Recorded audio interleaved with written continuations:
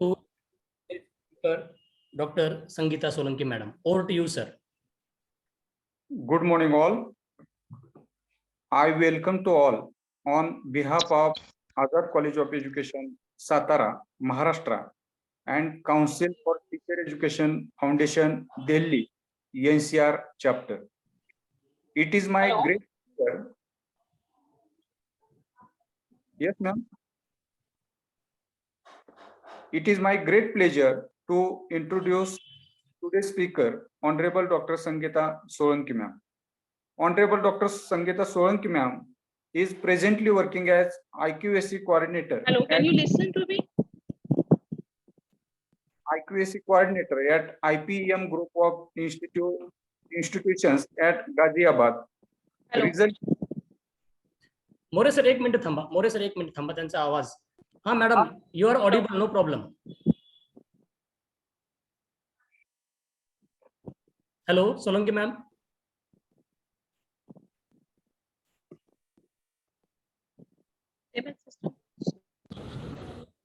Hello. Yes, ma'am. Hello. Hello.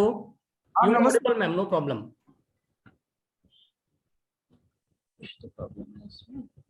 Very good morning, ma'am.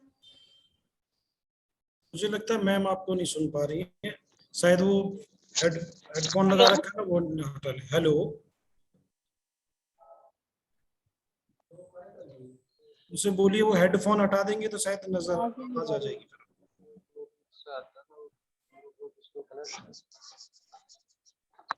Hello.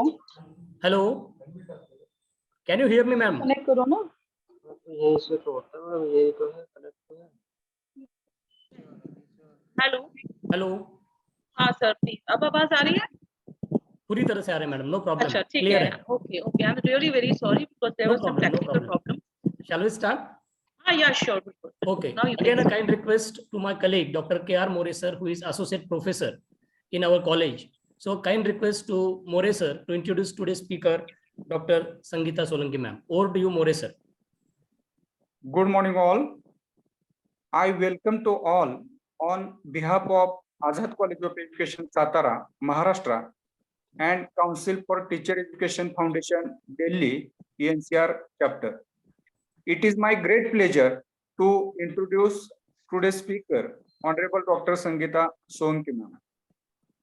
Dr. Solanki, ma'am, is presently working as IQAC coordinator at IPM group of institutions at Ghaziabad, resulting the institute secured A grade by NAAC. Ma'am has 18 years of teaching experience in teacher education institution with specialization in ICT-based pedagogical innovations and research methodology. Apart from teaching, ma'am has been involved in organizing various seminars, conferences, and workshops at national and international level. Ma'am is also the associate editor of IPM Journal for Innovations in Teacher Education. Ma'am's many research papers, research articles have been published in various national and international level reputed journals. Ma'am has contributed to some of the national and international level edited books. I welcome to Honorable Dr. Solanki, ma'am, all principals, IQAC coordinator, teacher educator, and I request to Honorable Dr. Solanki, ma'am, to deliver a lecture on criterion number 6, governance, leadership, and management. Once again, I welcome to Solanki, ma'am, and all participants. Please, Dr. Solanki, ma'am. Over to Dr. Solanki, ma'am. Please, ma'am. Thank you, sir. Thank you so much for providing me this opportunity to share my views on this topic of criteria 6, governance, leadership, and management. I would request the organizers to please allow me to share my screen. You are co-host, madam, no problem. You can share your screen. Actually, host disabled participant screen sharing. This is the message which is reflecting on my screen.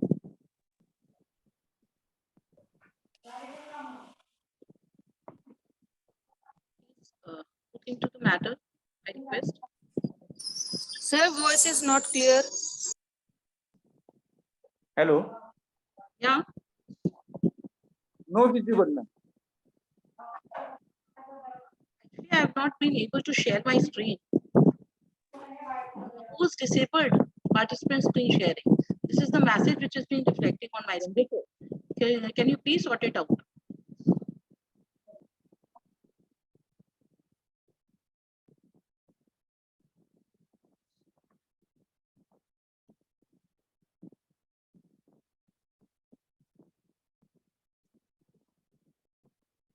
Please allow me.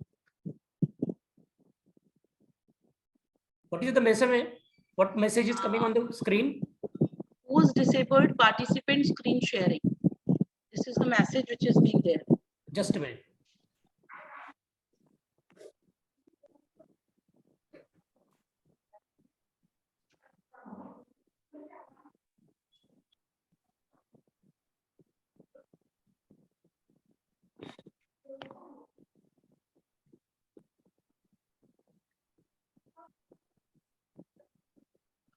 It would be better if you allow Astha Zolaki. I think I've joined with this number. Just a minute. Let me name this.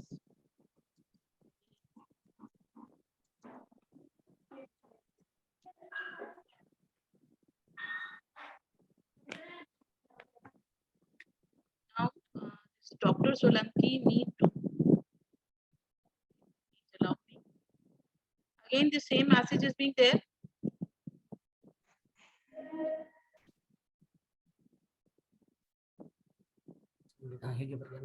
Yeah. Check, ma'am, now. Please check. Just a minute. Yeah. Now I'm getting this. Okay. You have joined with 2 numbers, so that is the problem. Sorry, I'm sorry. Okay. Please go ahead, ma'am. Okay, fine. So I think you all can see my screen. Is it visible to you? Yes, Is ma'am. the Yes. screen visible? Yes, ma'am. Okay, fine.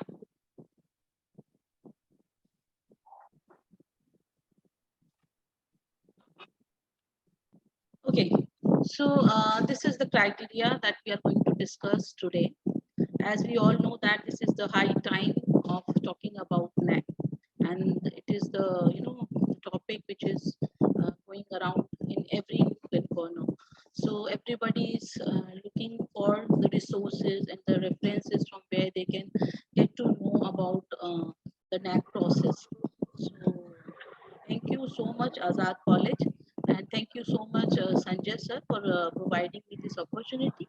And so, as I've been assigned the responsibility to talk on this criteria number 6.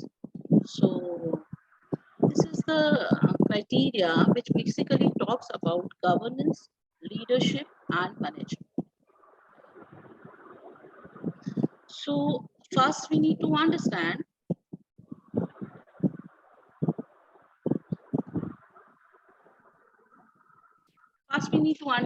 what actually is the governance.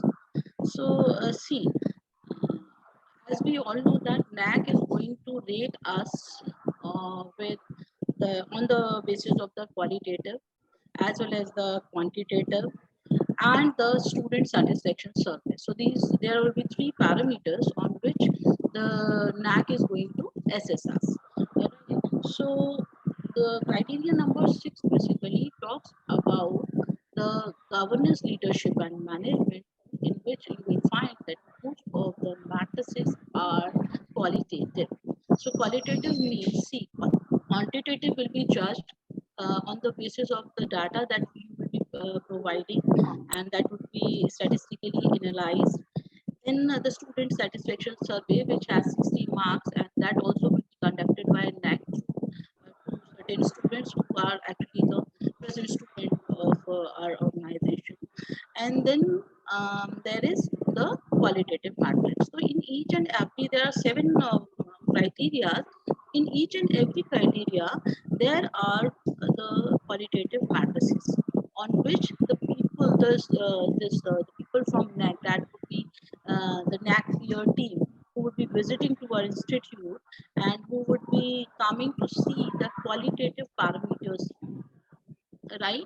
So this is basically, this criteria talks about the quality that we are maintaining at our higher education institution, right?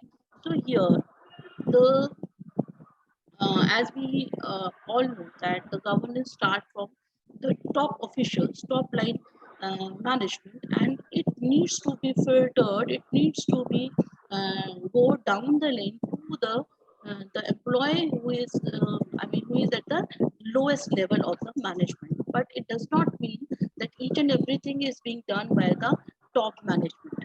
So here it is required that each and every person who is working in the organization should have its own contribution in the management of the organization. So no organization can serve without the support of the middle level or the lower level management, right? So if you see this criteria 6, it basically talks about the vision and mission and goal of the institution. What actually is the vision of the institution? Because when we say vision, vision is the thing which, hello,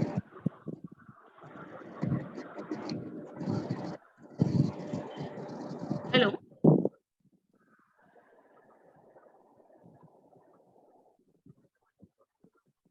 am I audible?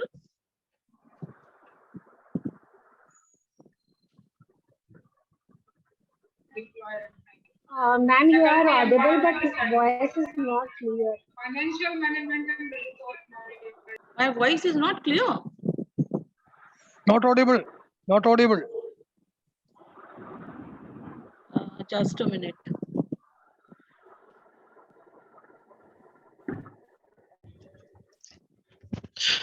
Ma'am, you are audible and your voice is also clear. Maybe the participants have their own network problems. They are having their network problems. Okay. So shall I continue? Yes, ma'am, you are audible and clear. Yeah, yes, sir. Yes, please.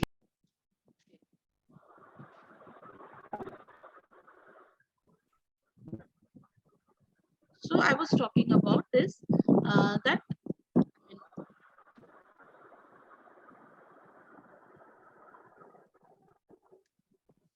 so I was talking about the governance, like it is required that the vision and the mission and the goal of the higher education institute should be very clear to each and every person who is associated with the organization, right? So so here in this criteria we'll be talking about this. Then the policies and the practices that are being framed for planning the resources, whether they are the human resources or the physical resources or any kind of resources, is there in terms of the recruitment, in the training, in the performance appraisal system, the finance, how the finances are being maintained at the institution, and the overall role of the leadership from top to bottom. Then no organization can work without the ethics and the values. See, whatever our vision is, whatever are the missions we are making for getting this vision accomplished, the value system goes along with it. So no organization can succeed if it has no values, right? So here we will be seeing what actually should be the values, how the values helps in the governance and leadership, and how the teachers, the students, the stakeholders, they help in the decision making process. So here we will see that how the participation of these stakeholders are being taken for running any organization, right? Then again, this vision, mission, values, the system of the leadership, that makes a kind of specific organizational culture, right? we usually see that this institute is very good, that is not good, or we should switch to that other institution. That is all because of the satisfaction level of the employees there. If the organizational climate is good, it will definitely lead to the job satisfaction, and the job satisfaction is going to help in maintaining each and every policies and the practices, and it will ultimately help in the leadership and the management. So NAAC talks about that there must be an appropriate organizational culture which will help in the growth and success of the organization. It also talks about the academic and the administrative planning and its implementation, right? So here the academic planning and administrative planning.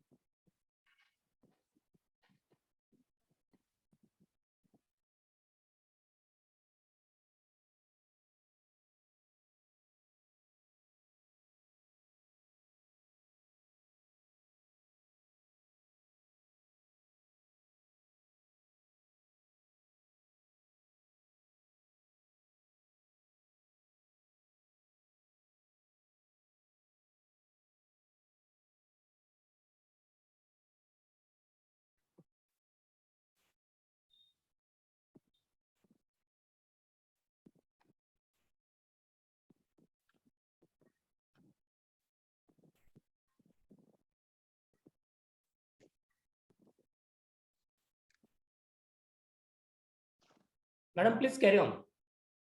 Okay. I think now there is no noise. Okay, it's much more better now. Oh, no, okay. Then the academic and administrative planning.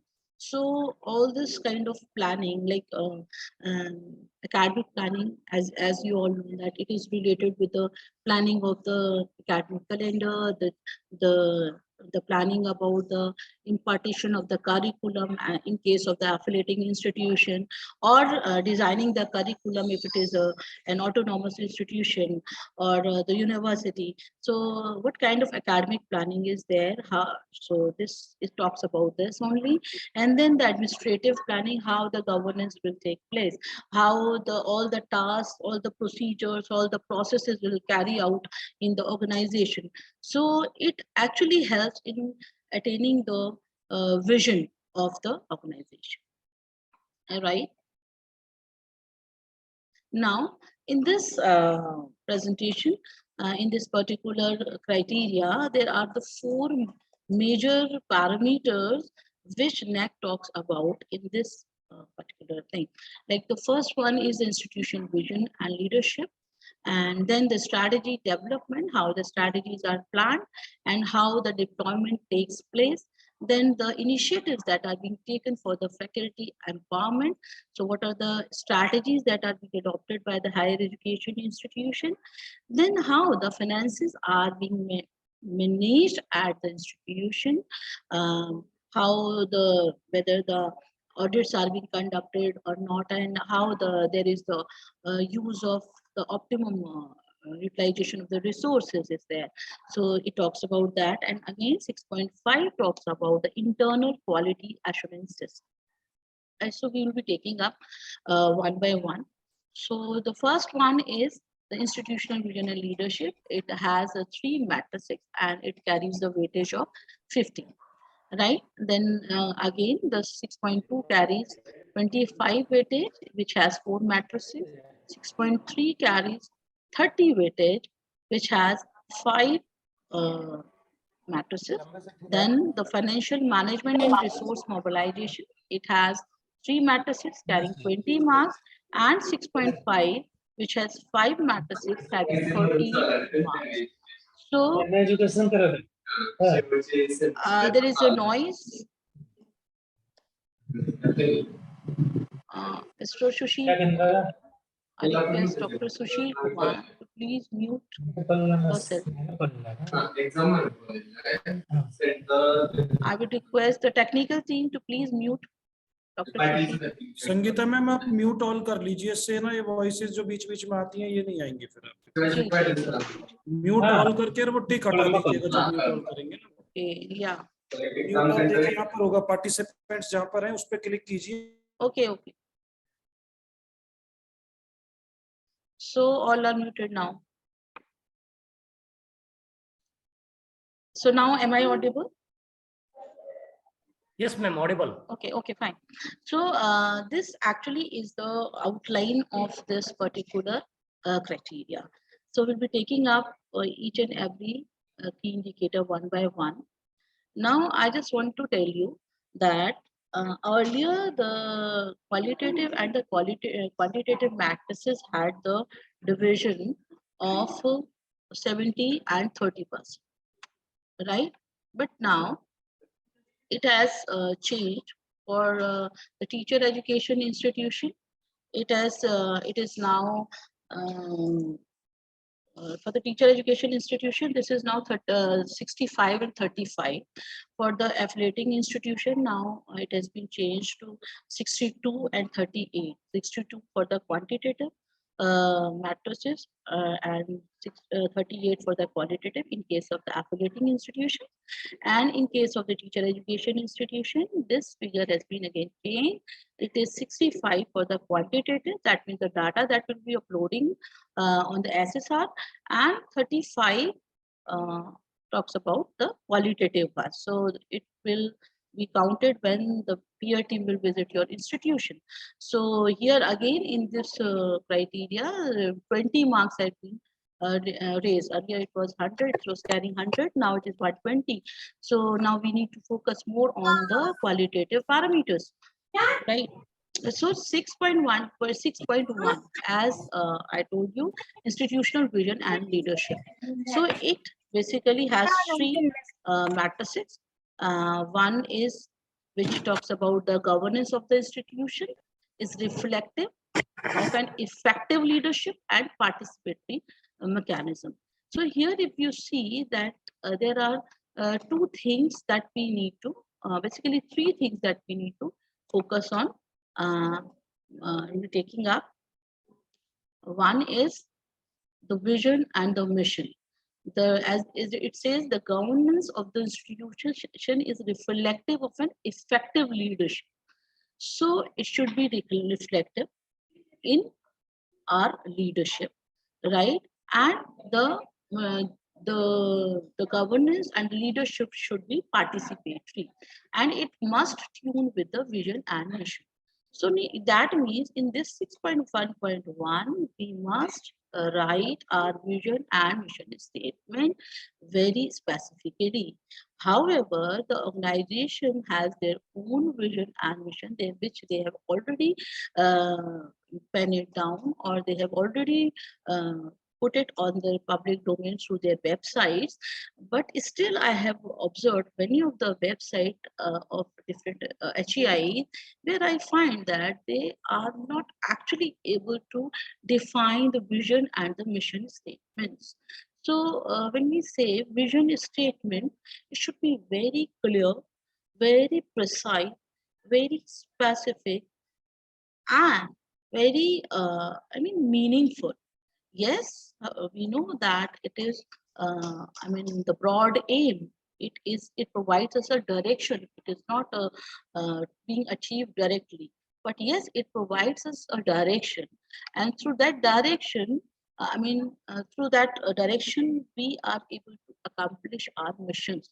So that means if we have a vision, we must set up our missions. Missions are basically the guidelines or the work that we'll be doing to accomplish our vision. So guiding principles are the missions, and vision is our clear-cut goal that any organization is willing to achieve, right? So vision should be, it should not be frequently changed. Any organization can achieve a vision in a period of 10 years or 15 years or 20 years, that depends upon. And if that organization has achieved that vision, that means it has set a benchmark. So now that benchmark has to be broken by the same institution. Like this is what we wanted to achieve in 10 years or 15 years, and now we have achieved this. So that means it is the high time to change the vision. So people are not very clear about how the vision should be written, how the mission should be written. So the statement should be very much clear, right? Then missions are how they'll be achieving. So we'll be discussing it in the later slide. Then the governance of the institution must reflect the effective leadership. I mean, it should not be in the hands of one person only. I mean, the power should be delegated to different uh, heads at different levels of leadership. So, and ultimately, all these people who will be having the power to lead the organization, they will ultimately will be aiming to achieve vision and mission. So here it is quite clear that the leadership helps in attaining vision and mission, right? Then we have to talk about here the perspective plan. What actually the plan of the institution for the next 5 years? If you are filling your SSR this year, so here you'll be asked whether you had any IQAC cell had made the plan of the institution. So people usually ask that it is the responsibility of the IQAC head, but it is not so, because the governance, the management, the top management has to spend the money. So if they have to spend the money, they must know where their money is going on. So it must be very clear how the funds of the management would be spent in what parameters. So here it is asked that whether you had your prospective plan, earlier plan, I mean the plan of the previous 5 years, and have you achieved it in these last 5 years? And what actually is your planning for the coming 5 years? So this is here we have to talk about this, and the role of the teacher, student, non-teaching, I mean all the stakeholders in the decision making process. So I'll be explaining this 6.1.1 with this illustration, like a vision, uh, creating competent teaching professionals to positively impact the education society. So that means that if you see this, it's a clear-cut statement which is not going to be achieved within a year or 2 years. So it will take time. Okay, because ultimately what actually is the vision of the higher education institution, that it wants to create a competent teaching professional. In case of the teaching education institute, actually I'm talking about the teacher education institution. So this is a vision which can be framed like creating competent teaching professional, and second thing, to positively impact the education society. Because second thing, we want to have the impact of our institution to the society. We want to contribute. We have some responsibility towards the society. So that is why it is our mission, or I mean vision. So how this vision will be achieved? It will be achieved through following certain parameters. So these are basically the missions, like the institution will maintain quality education. It will utilize the potential of highly qualified, experienced, and committed faculty. That means first it says that they will be providing quality education to the society. The people, the students, the aspirants who are there near their institution will get the quality education. Second thing is that they'll be, in the second statement you see that they'll be hiring the highly qualified and experienced and committed faculty, right? So it indicates that they are having the intention of providing the best teaching learning environment to the institutions, I mean to the students. So then obviously if we'll be hiring the qualified, experienced, and committed faculty, then there is a need of skilled supporting staff. So there'll be there is a mission that they'll be utilizing the skilled support staff for providing the best teaching learning experience to the students. Then to cater the state-of-art infrastructure facility, that means we all know that each and every day we are in the perfect competition. Survival of the fittest की बात हम सबने सुनी है. So the only those organization, those teacher education institution will survive who would be providing the best quality education with the best infrastructure, updated infrastructure. Then only the student will be coming to your organization. Otherwise, they will look for the institute where they are having the good labs, where they'll be getting the better exposure. So this is how the mission is being written. Then providing conducive academic environment.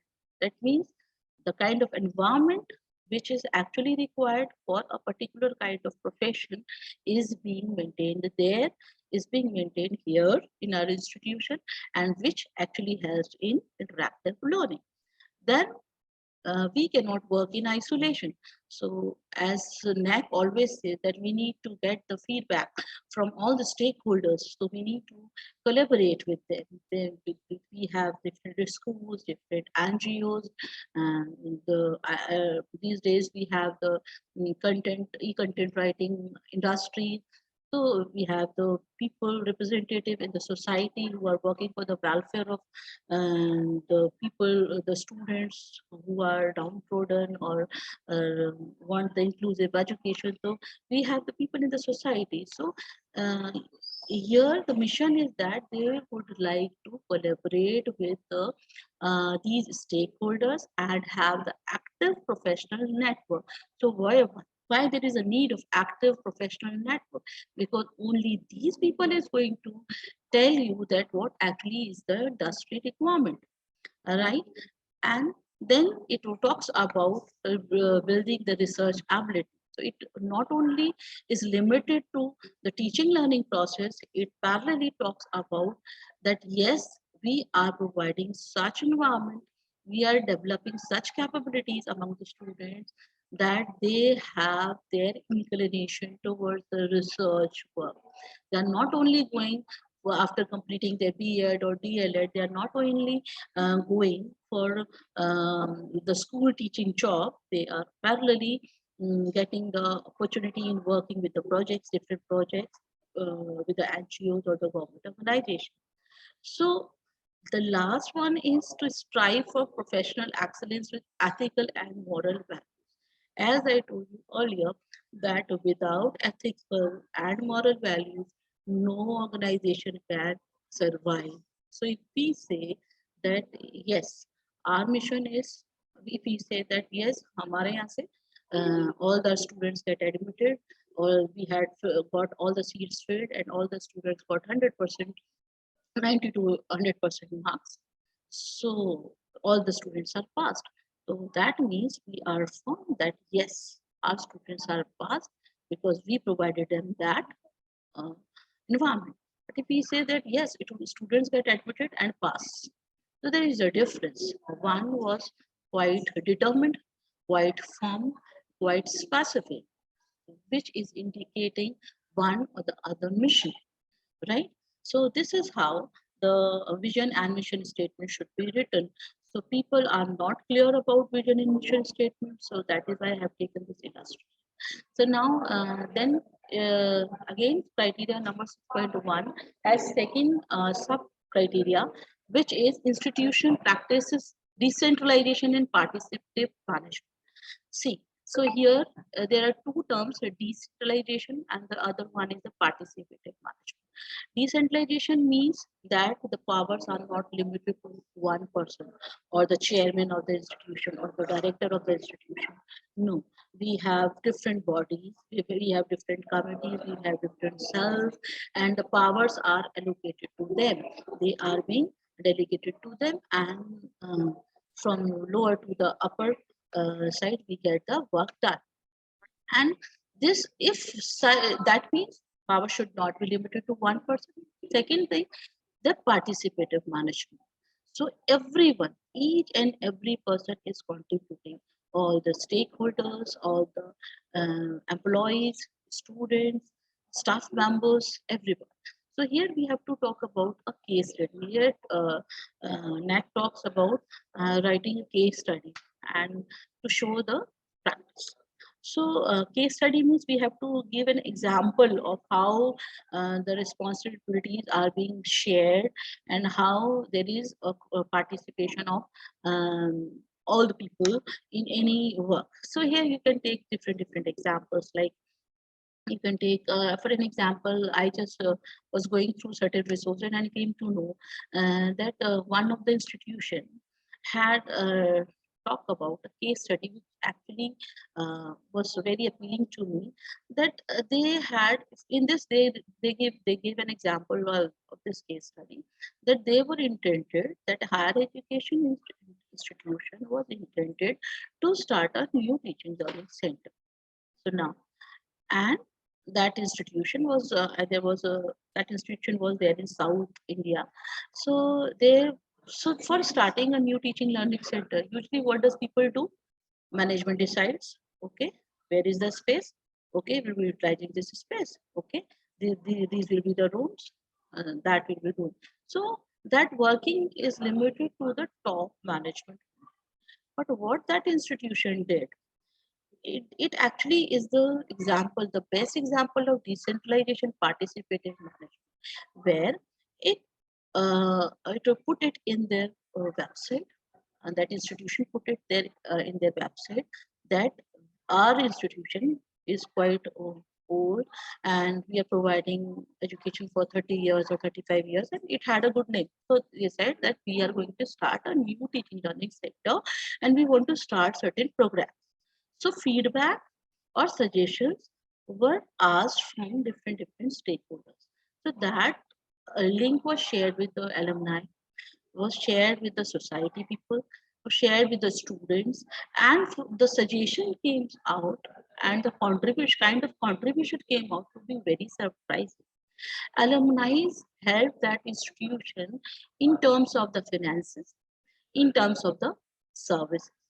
Students were asked to give the suggestion, and they gave the suggestion of running what kind of programs they can run. Like these are the demands of the market. So yes, you can go for these programs. So the idea about the programs came from the students, the current students, and then the teacher were also asked. The teacher suggested that yes, okay, this is actually the industry requirement. So for that, what should be the nature of the building, how the lab should be set up, how the classroom should be set up, what are the resources which would be required for establishing that teaching learning center. Then again, the librarian, the non-teaching, and everybody was called. So, and that discussion was not only held in the IQAC meeting, it was also placed on the public domain. So the suggestion came were very good. So they were being utilized, and that organization mentioned what suggestion came, how, what action that organization took place, and how that teaching learning center was established. So this can also be one of the case study. Then again, the students club. Many organizations have the student club system. So how the all the authorities and the powers are being shared with the students. So the example of that student club can also be shared as a case study. Then the mentoring system, right? Because the teachers are directly connected with the students. But what the student wants, it has to be conveyed to the top management. So how the teacher acts as the medium between the student and the resource provider or the top management. So this also can be discussed here in 6.1.2. This 6.1.3, it basically talks about maintaining transparency. Transparency in terms of finances, in terms of academics, in terms of administrative and other functions. So here, what kind of efforts are being taken by the institute to maintain the transparency has to be taken care of. So NAAC wants that you need to be very transparent. You cannot hide the things with the people. So the finances. So if we talk about financial transparencies, then in terms of the audits, that whether the institute conduct internal or external audit, what actually is the procedure of getting the fees, or what actually is the procedure of admission, what grants and the scholarships are being given, whether it is the girl student or the boys or the having the the high scorers, then what is the mode of the payment, in what are the resources through which you are getting the payments, like we all know that we organize seminars, workshop, and so many online FDPs and all. So is there any record of such kind of events? The balance sheet, the income and expenditure account and balance sheet must have the clear cut heads showing how much amount you are spending on the value addition, how much amount you are spending for organizing research activities, how much you are giving for the welfare of the people, faculty, how much you are spending on the training of the staff. So it should be very clear. Then maintaining accounts, all the accounts must be maintained, and the ledger books must be there.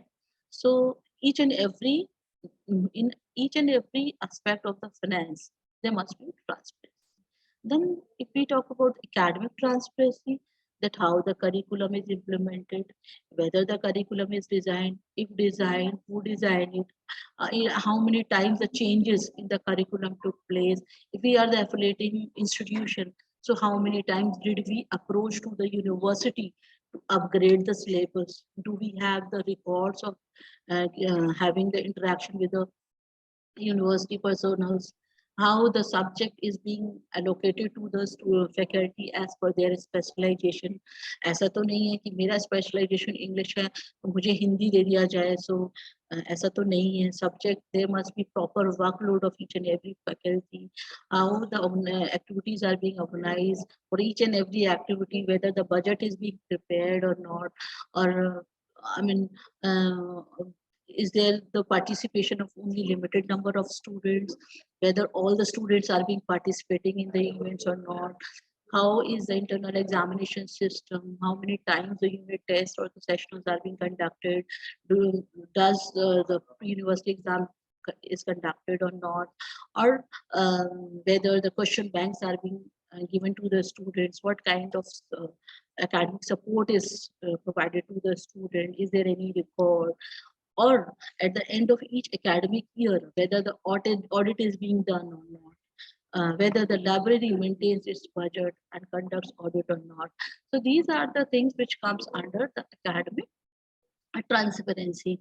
So these are the points which you need to keep in mind while writing the details in this particular this particular matrix. Then the administrative function. Administrative function means we say that yes, we discussed this in that meeting. Do you have the record? So you need to keep the records of all the meetings, and it is not only limited to keeping the records of the meeting. Meetings are not held to having the cup of tea and snacks. It is being held to take the action. There must be follow-up actions. So whether the action taken report is being prepared, whatever the compliances were there, whatever the requirements were there, whether we worked on it or not, or is it been binded in the book only, in the minutes book only. So there must be the transparency. What was discussed, who were present, what actions are being taken, what targets are being decided in the meeting, whether the targets are being achieved or not. So these are the things which will be covered in this particular package. Now comes to 6.2. It talks about the strategy development and deployment. So strategic planning, or sometimes people say developmental plan. So it can be strategic plan or development plan. It is said that usually people ask from the IQAC department, have you made that strategic plan? So actually it is not the responsibility of the IQAC head and the principal. It must be very clear that while making the strategic plan, इसको हम अपने government की language में कहते हैं भी 5-year plans बन रहे हैं. So this is something like that. But for after completion of one cycle, we need to make a plan for the next cycle. But plan has to be executed by the finances of the management. So it must be maintained along with the people from the management, right? Then the formulation of the objectives. What are the objectives which we have made, keeping in view the strategic plan? For each and every parameters, those objectives are being framed. So do we frame the objectives? What are the guidelines and the directives to implement that for the execution of that plan, right? Then improving the overall quality of the institutional provision. So ultimately, we want to next say that HEI must improve in terms of the quality. So policy, they must be, I mean, you need to understand 3 terms. One is the policy, the other is the process, and third is procedure. Policies are framed by the higher top management, right? Processes are being regulated by the middle orders, and the procedures are being followed by the lower level management. But all these things matters a lot. So in 6.2 we have these 4 parameters. So let us discuss them one by one. One is 6.2.1, strategic plan is effectively deployed.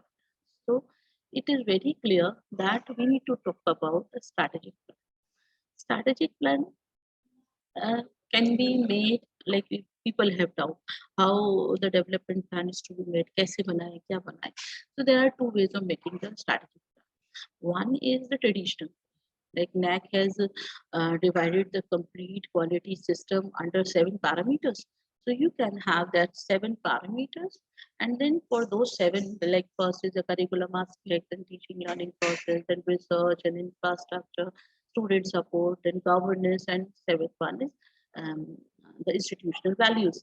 So we can have the we can chalk out the plan under these 7 hats for all 5 years with the target dates.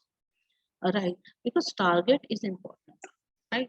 If we will not be providing the target, that plan of action will remain in the books. It has to be executed, it has to be achieved, right? So this is the way we can make a plan traditional. Other one is a unique, like uniquely, how unique your strategic plan is. So see, there are 7 parameters, people can go for it, and it is quite easy to make. The uniqueness or distinctiveness in your strategic plan comes from your own ideology. For an example, if we say that uh, yes, now new education policy has been introduced, and we have to make our infrastructure set up in that way that we would be able to implement the guidelines of new education policy. So what we can do for the next 5 years. So for the next 5 years, we can divide the guidelines of new education policy for implementation of the new education policy recommendations in 5 years, and we can set the targets, and gradually at the end of 5 years, or as new education policy says, from 2030 the whole education system will be changed. So we will be having sufficient time to follow that strategic plan and achieve that strategic plan. So it can be framed in that manner also. So then second thing is it is effectively deployed. Deployed means that yes, the plan was there and it was properly executed. So whether it was properly executed, it has to be proved through documentary evidences. So the documentary evidences includes the yearly action taken report from the different committees. I mean, for each year plan, we can depute, we can assign, I mean, we can create a committee, and then we can get the reports from that committee that what action has been taken for this particular year. So this way, we can show our documentary evidences so that it will help us in understanding how effectively we deploy that action plan, that strategic plan. Then 6.2.2.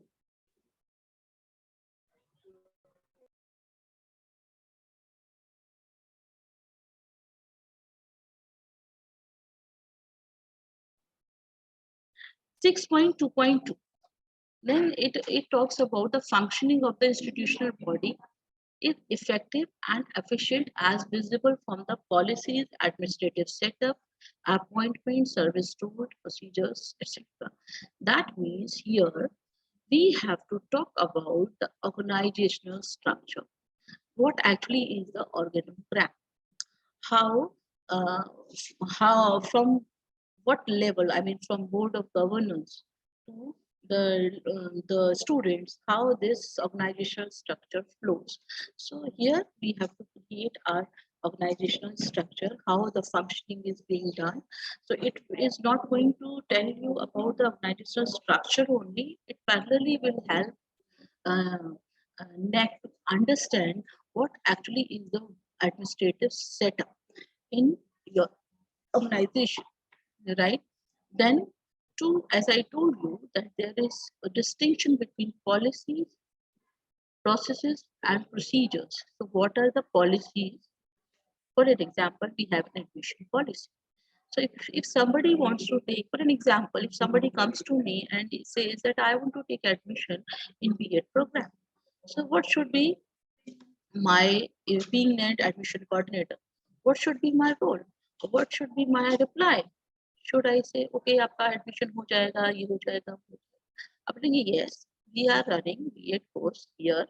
So let me see my admission policy. So you will look into the admission policy for the details. Because in B.Ed, usually admissions are taken through counseling. However, the institutions are having some other programs also, BPA, BCA, any other program also. The admission policy for such program may be different. So it needs to be understood through the admission policy that what actually is the policy for taking admission in BA program. Then again, what if somebody says, yes, if I refer the policy and I tell him that yes, you can take the admission, this is the time the forms will be released, you have to fill this and that, and then you have to appear in counseling.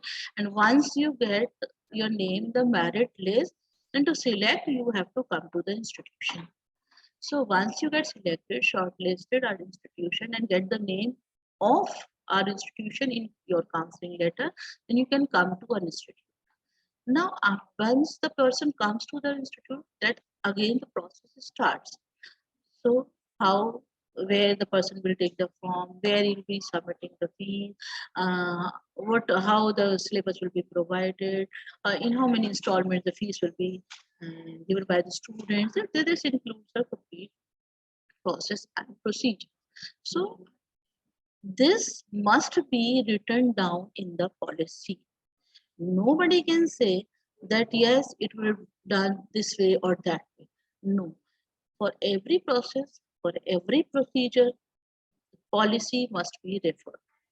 Whether the policy talks about the human resource welfare, or this talks about the student welfare, or the research development, academic monitoring, admission, employee welfare, training and placement, and management. So that depends upon the organization, that how many kinds of policies or the service rules. There are the service rules. एक faculty appointment लेता है, एक उसका appointment होता है. Then it is the responsibility of the organization to aware that employee about the service rule, if whatever the service rules are, so that he or she may not be in the confusion that why that deduction was there, why I have not been assigned 4 leaves in a month or something like that. It should be very clear. If it is mentioned in the office manual, in the service rule book, that each and every faculty can take only 2 leaves in a month, so it must be clear to the employee. So whosoever is concerned with the policy must gone through the details of the policy, and it has to be assured by the high leadership that all the policy documents must be signed and read by the concerned person, right? Then am I taking much time? Hello?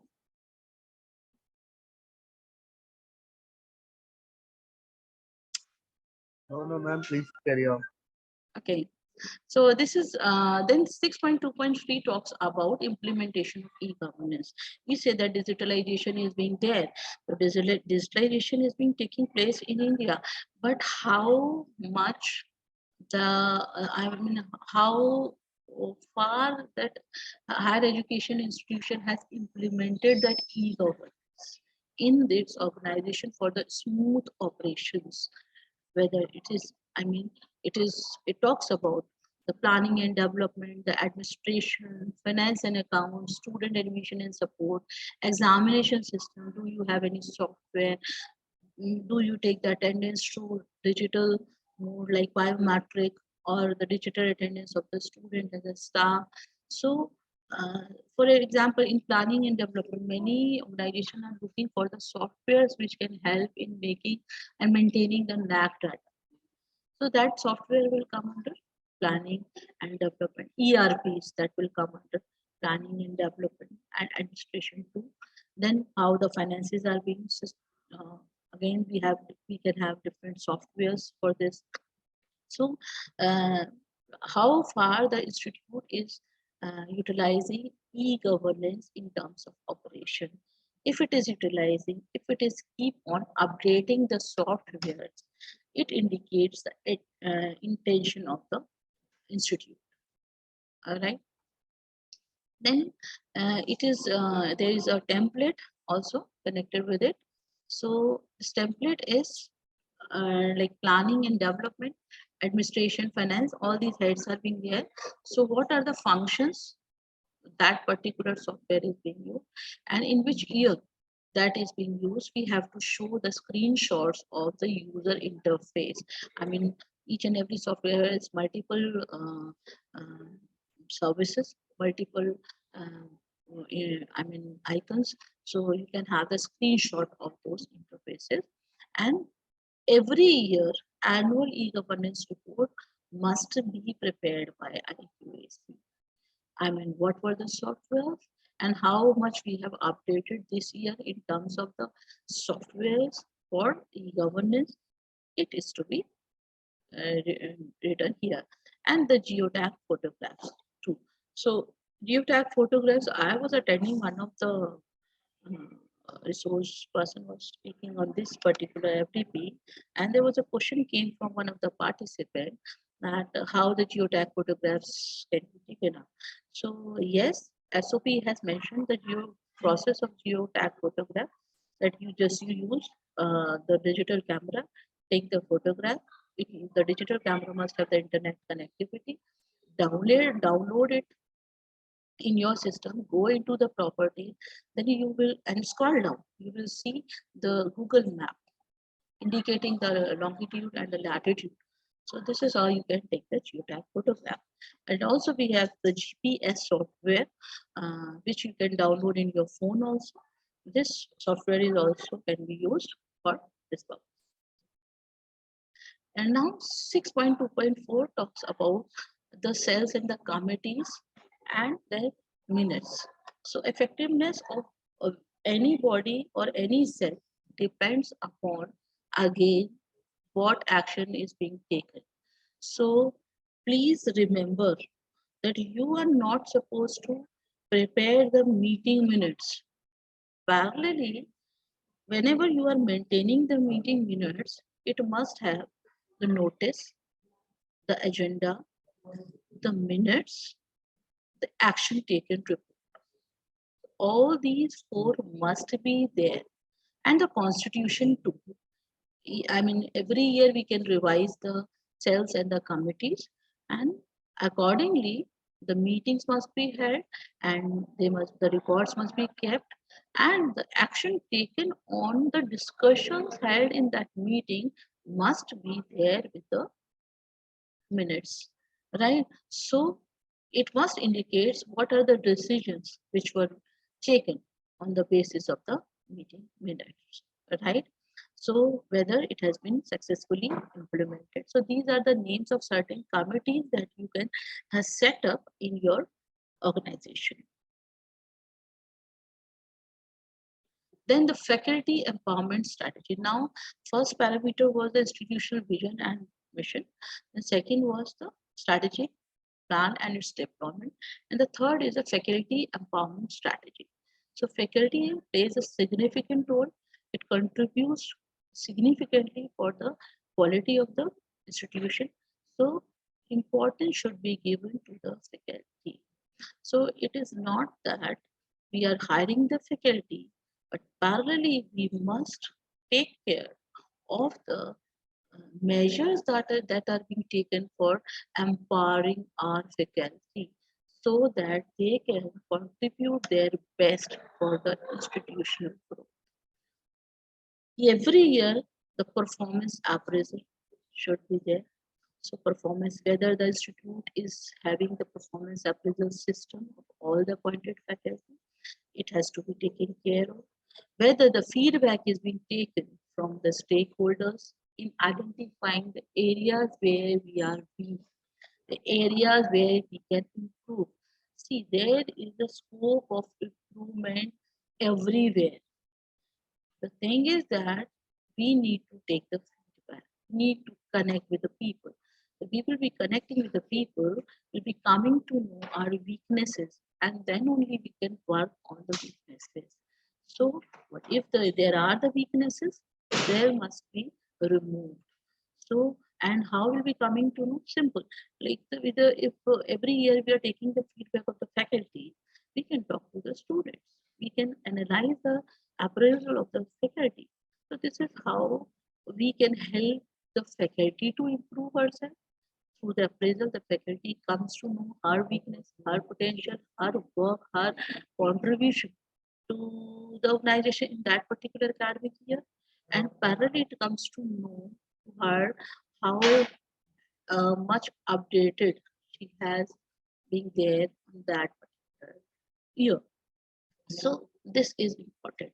Then it is also important that there must be a proper mechanism for appraisal. So these are the things that we'll be discussing here. So the first one talks about the welfare measures for teaching and non-teaching staff. So people says, what should be the welfare measures? So here you can see I've penned down 29 welfare measures that can be adopted by the institution for the welfare of the faculty as well as non-teaching staff. So we can have provident fund, mediclaim, whether the canteen is providing canteen facilities there or not, counseling sessions, like do you have the counseling sessions with your deans or the HOD? Sometimes we are in the stress. So remove that stress, do we have that counseling session? Do we have the provision of maternity? The hours are flexible, whether the loan assistance is provided, is there any kind of cooperative savings or mutual fund benefits? Do that institute provide this pension scheme, house ownership program? Sometimes we see that there are the university, it happens usually in the autonomous colleges and the university, where they have the provision of the the flats for their faculty and staff. So it is one of the measure. It is the one of the empowerment measure. Then we have the group insurance, yearly outing. If you are taking your faculty and staff uh, for a movie or any recreational trip, then it also counts in this. Then the crutch facility for the newly mother, then the vending machine, loans, advances. Do you provide education loans, friendly workplace environment? Uh, are you having the fixed working hours, or you call the faculty in the evening too, or what services you provide for preventing accident, safety measures, fire protection, EPF, lighting, ventilated classrooms, and the sitting desk, then the transport system, fun for the faculty, then the commendation certificate. So these things help in uh, maintaining the morale of the faculty or morale of the teaching and non-teaching staff. So it helps, it regenerate that energy among them to work for the next academic year. Then the percentage of the teachers provided with financial support to attend seminar, conferences, workshop toward membership. How much you are supporting your faculty for the professional growth. So, I mean, whether the institute promote tie-ups, whether the institute promotes the research, how it can promote, like if the faculty is writing the research paper, you and that paper is published in UGC Care or the Scopus Index Journal or the UTC Journal, then are you providing some financial support to that faculty? Are you helping the faculty take the membership of some academic agencies or not? Whether you are paying the fees for the faculty for attending workshop, the conference or the seminar. So such kind of financial support can be planned for the faculty. So it has a template too, right? So this is how you have to fill the template. I mean, it is quite easy. Then the professional development and administrative training programs organized by the institution for teaching and non-teaching. See, if you see 6.3.3, it talks about organizing the programs by the institution for the upgradation of the faculty and staff.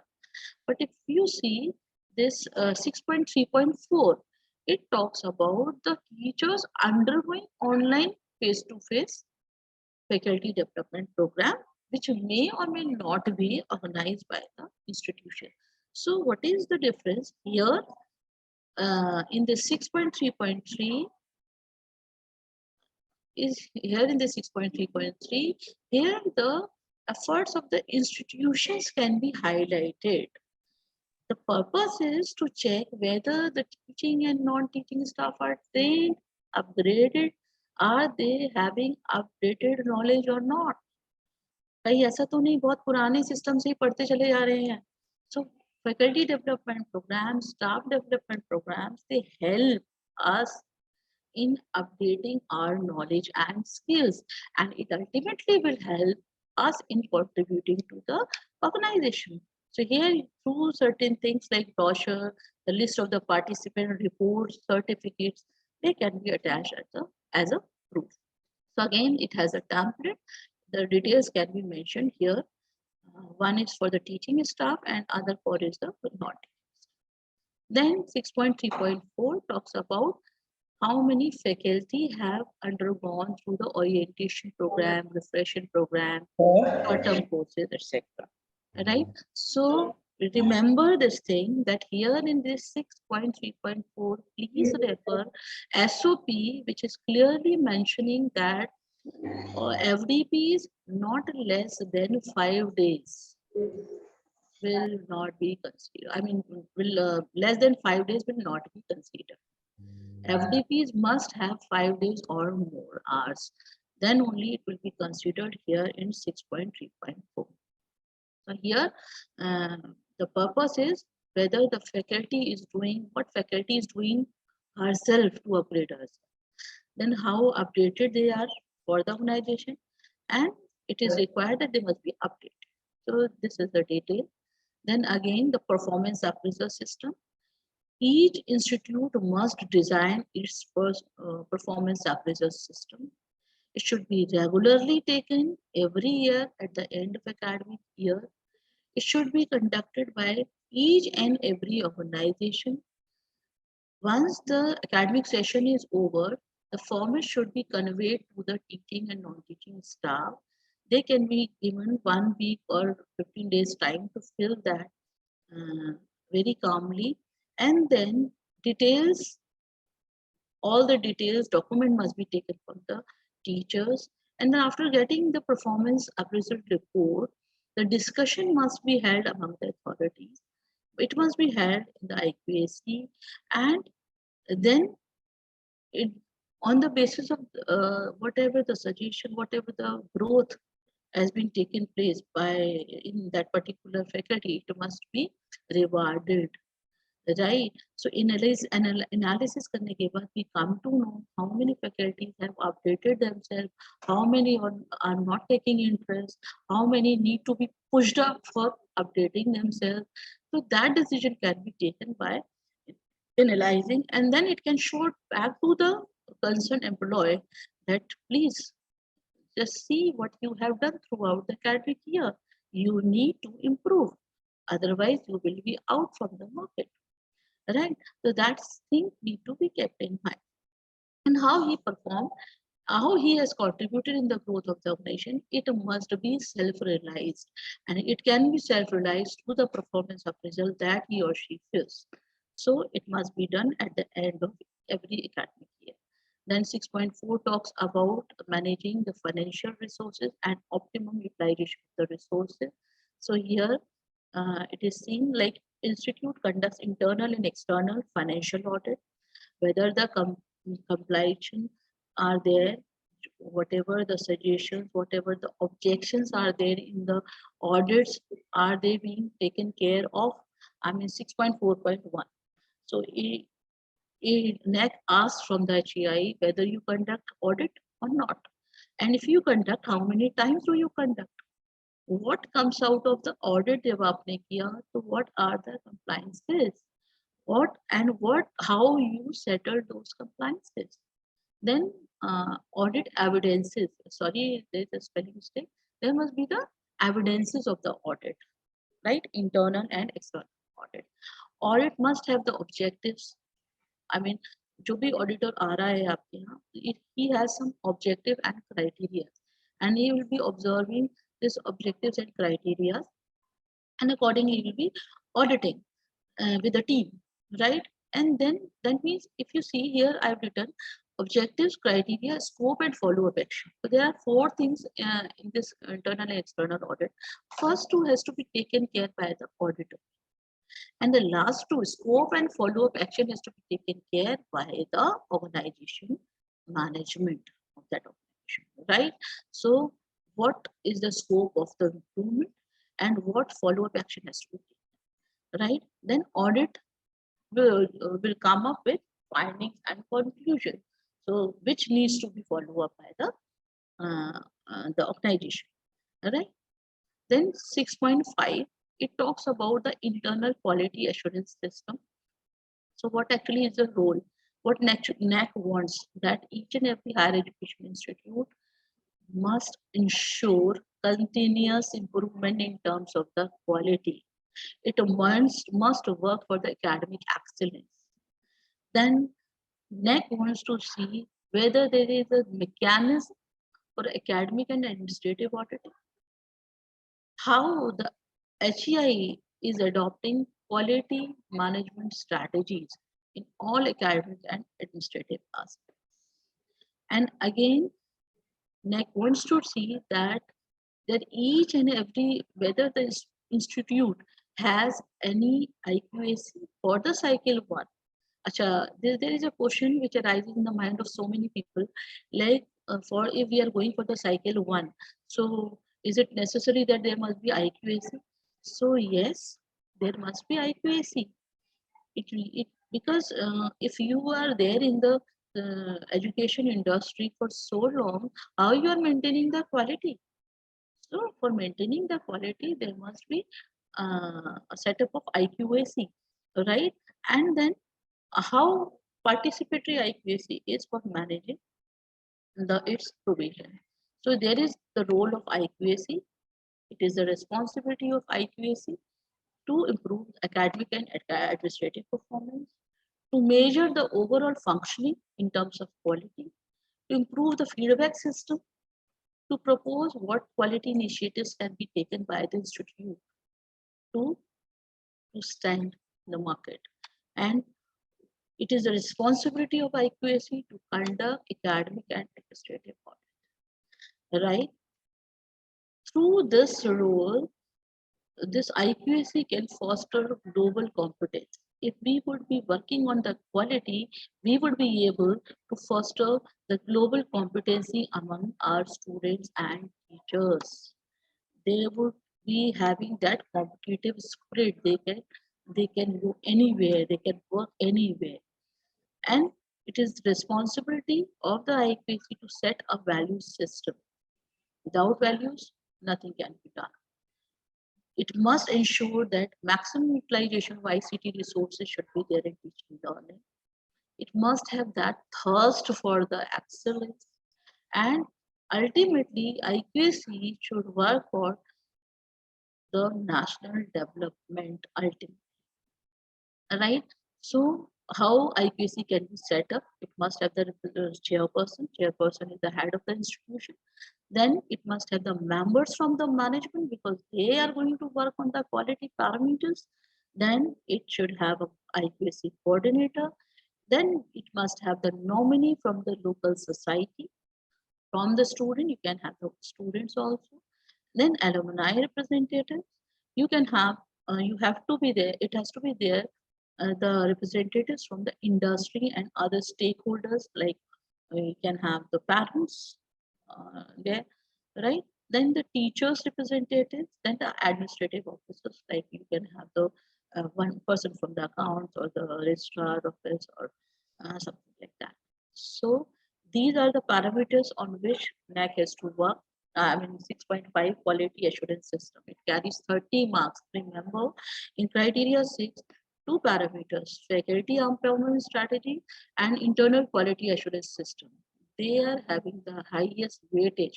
So the more and more work should be done under these two key indicators, right?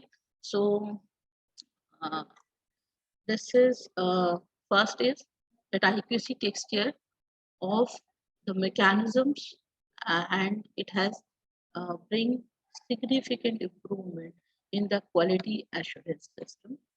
I mean, what the changes it has been taken and there has been there. Then it reviews the teaching learning process. That means the academic audits are being conducted through IQAC. Then the quality initiatives which are being taken by IQAC for promoting quality culture during last 5 years, how the quality and standards are being maintained for past 5 years. Then institution engages in several quality initiatives, like whether the regular meetings are being conducted. As per the new guidelines of IQAC, the IQAC must have 4 meetings and each quarter it must have 1 meeting. So there must be 4 meetings in a year. Then it has to take care of the feedback.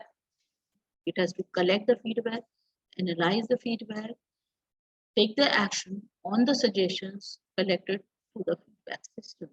And that feedback system, that feedback report must be reflected on the HEI's website. Then it is the responsibility of the IQAC that it submits AQAR after first cycle. AQAR has to be submitted after declaration of the grade. It has to be submitted every year. Then it is the mandatory requirement. Otherwise, the institute will not be able to fill the SSR for the next cycle. Then it is responsibility of the IQC to conduct academic audit every year. So if for that it can have the internal and external audit team it can create. So there can be a composition of 2 teams. One can be the internal audit team and the other can be the external audit team. So first, in the first round, the IQC can have this internal audit, then the suggestion can be given and that same can be incorporated, and then the external audit can be done. Then the initiative in the collaboration with the other organizations, industries, right, NGOs, and society, and participation in NIRF. So this talks about this, and the last is 6.5.1, that IQAC keeps record of the incremental improvement achieved in academic and administrative domain. So for the first cycle, they have to mention 2 examples how and what improvements have taken place in the institution during the last 5 years. And for the second or the subsequent cycle, again they have to describe the incremental improvement, at least 2 improvements. So it has to be again written down in 500 words. So this was all about criteria 5. I'm sorry I've taken much of time, but that was the requirement. So over to you, sir.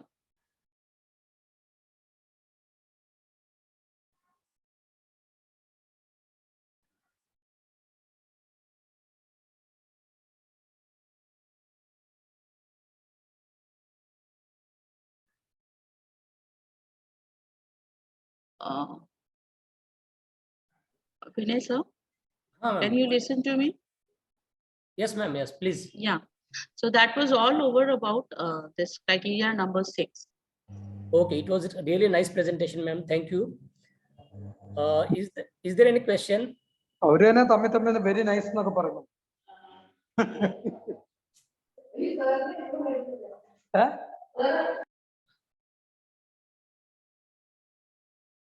If anyone, if you want to ask question, please raise your hand. You will be unmuted.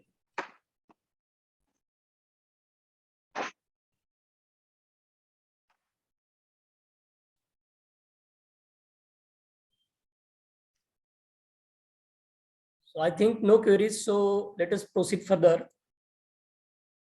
Okay. I think there is no question. Correct. Either that was quite boring. No. Because actually it is related with the governance. So it needs like, it is quite boring. No, Actually I feel.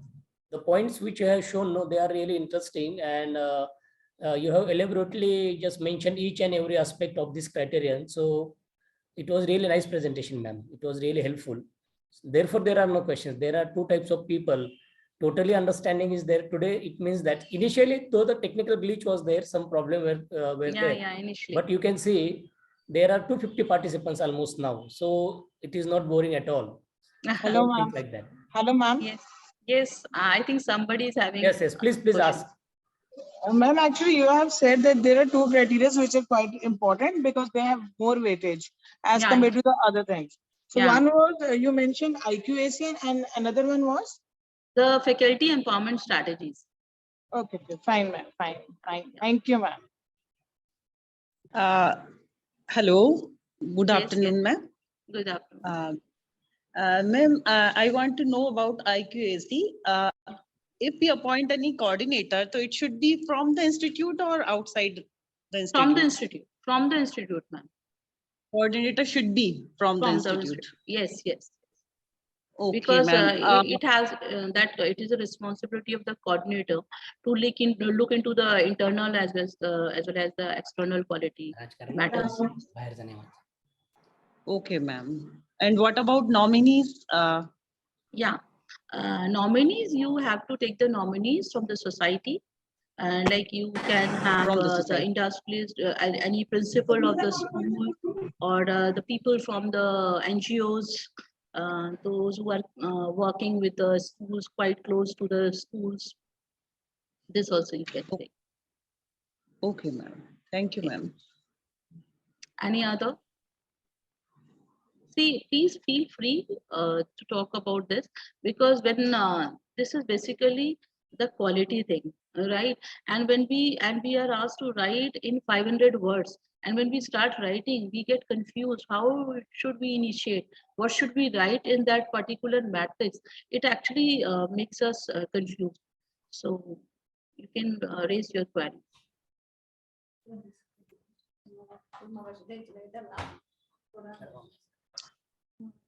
Okay, sir.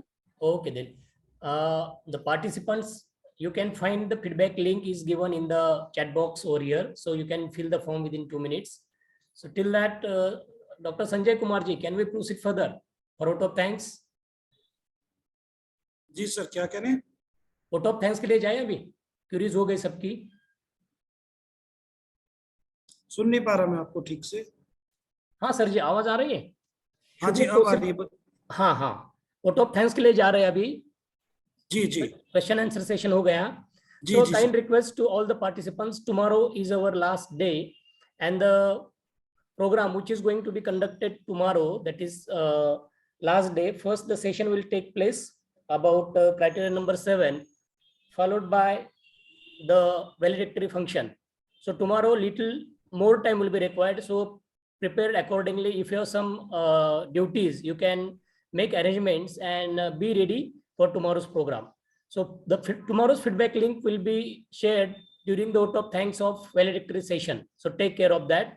So it's a kind request, please note. And I request my colleague, Dr. A.N. Jadhav sir, to give vote of thanks. Over to you, Jadhav sir.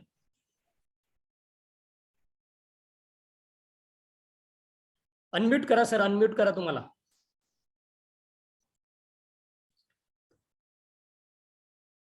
Jadhav sir unmute करा तुम्ही. आपला पण आवाज जात नाही.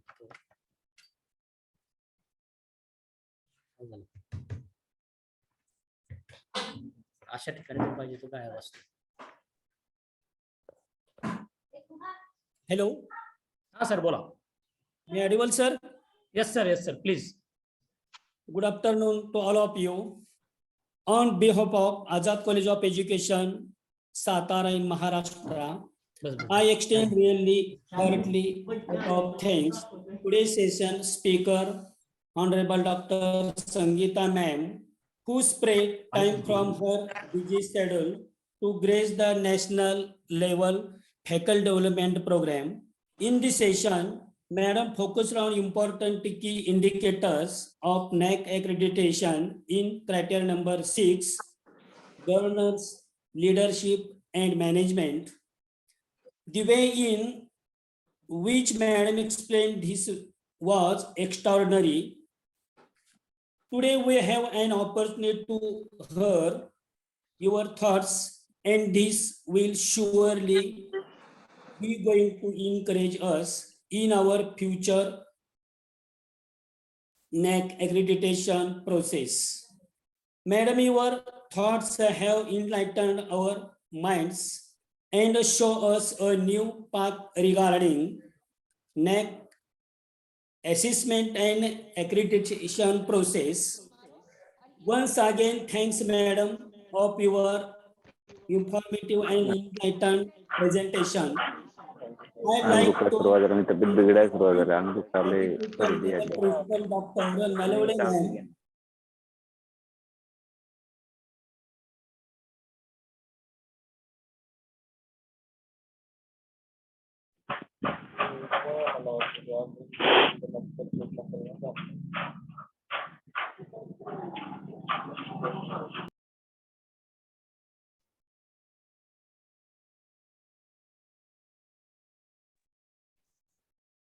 Jadhav sir unmute करा. झाला वाटतं, संपला. I would like to thank Professor Dr. Dhondge sir, FDP coordinator, and also thanks to AQSC coordinator, Dr. A.S. Gagre sir. I would like to also thanks to Council for Teacher Education Foundation, New Delhi NCR chapters, Chairperson Dr. Satyendra Gupta and Secretary General Dr. Sanjay Kumar for giving this opportunity to conduct FDP to our college. And I would like also thanks to all my staff members, technician, staff for their cooperation. And I thanks to all the teacher educator from different states for their enthusiastic participation in this session. Finally, I like thanks to all people have helped either directly or indirectly to make today's session successful. And once again, thanks to all. Thank you. Okay, thank you, sir. As usual, a kind request. Please. Thank you, sir. Welcome, sir. Put on your camera so that I can take some snaps.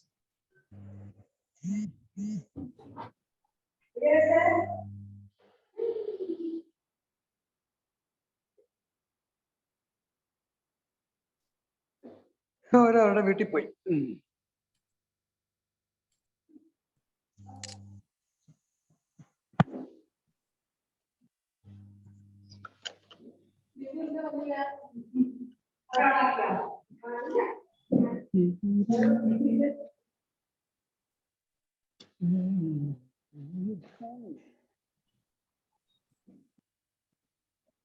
Okay, we are going to end the meeting now. So see you tomorrow morning. Good day, all of you. Thank you. Thank you.